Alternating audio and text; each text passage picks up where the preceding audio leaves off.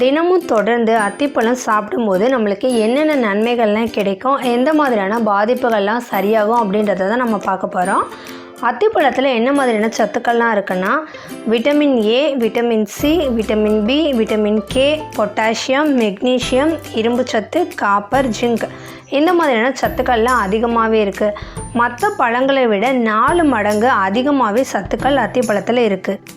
அத்திப்பழமில் நார்ச்சத்து அதிகமாக இருக்கிறதுனால அதை தொடர்ந்து சாப்பிடும்போது மலச்சிக்கல், மூலம் சம்பந்தமான பாதிப்புகள்லாம் சீக்கிரமாகவே சரியாகும். அத்திப்பழமில் பீனோல் மற்றும் ஒமேகா 6 வேதிப்பொருள் இருக்குது.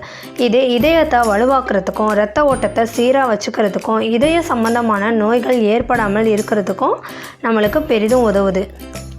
அத்திப்பழமில் பெக்டின் என்ற நார்ச்சத்து இருக்குது.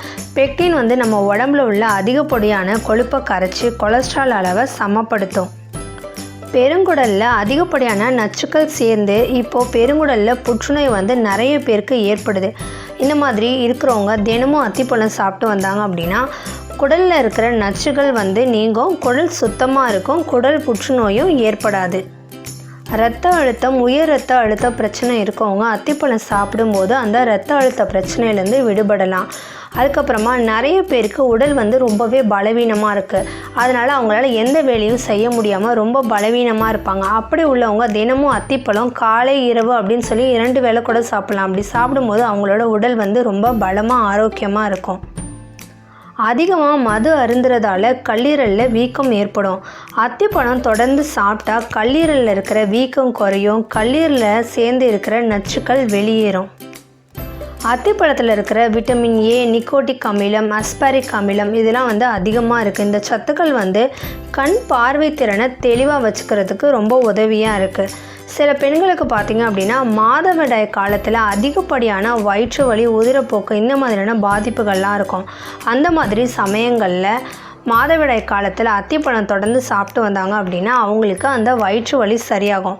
இன்னும் சில பெண்கள் பார்த்திங்கன்னா அவங்களுக்கு கருச்சிதைவு ஏற்பட்டுக்கிட்டே இருக்கும். அந்த மாதிரி கருச்சிதைவு ஏற்படாமல் கரு ஆரோக்கியமாக இருக்கணும் அப்படின்னா கரு தரிச்சதுலேருந்தே அவங்க குழந்தை பிறக்கிற வரைக்கும் தொடர்ந்து அத்திப்பழம் சாப்பிட்டு வந்தாங்கன்னா அந்த குழந்தை ரொம்பவே ஆரோக்கியமாக பிறக்கும்.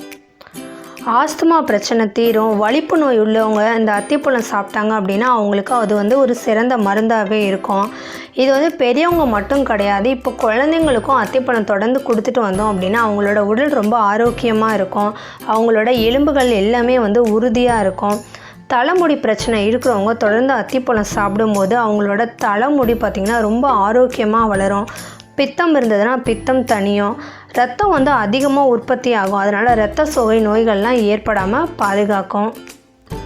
தோல் சம்பந்தமான வியாதிகள் எதுவாக இருந்தாலுமே சரியாகும். எக்ஸிமா, சொரியாசிஸ், வெண்புள்ளிகள், வெண்குஷ்டம் இதெல்லாம் இருந்தால் கூட அத்திப்பழம் தொடர்ந்து சாப்பிடும்போது அது சீக்கிரமாகவே சரியாயிடும். அதுக்கப்புறமா இது தோல் சம்மந்தமான பாதிப்பு இருக்கிறவங்க மட்டும் இல்லாமல் யார் வேணாலும் நம்ம அத்திப்பழம் சாப்பிடுவோம். அப்படி சாப்பிடும்போது நம்மளோட சருமம் ரொம்ப பொலிவாக இருக்கும், முகம் ரொம்ப பிரகாசமாக இருக்கும், சீக்கிரமே வயதான தோற்றம் நம்மளுக்கு ஏற்படாது. இவ்வளோ நன்மைகள் இந்த அத்திப்பழத்தில் இருக்குது. இதை தொடர்ந்து சாப்பிட்டு வந்தீங்க அப்படின்னா உங்களுக்கு பாதிப்புகள் இருந்தால் குறையும். பாதிப்பு இல்லாதவங்களும் சாப்பிட்டாலும் இந்த மாதிரியான பாதிப்புகள் எதுவுமே ஏற்படாது.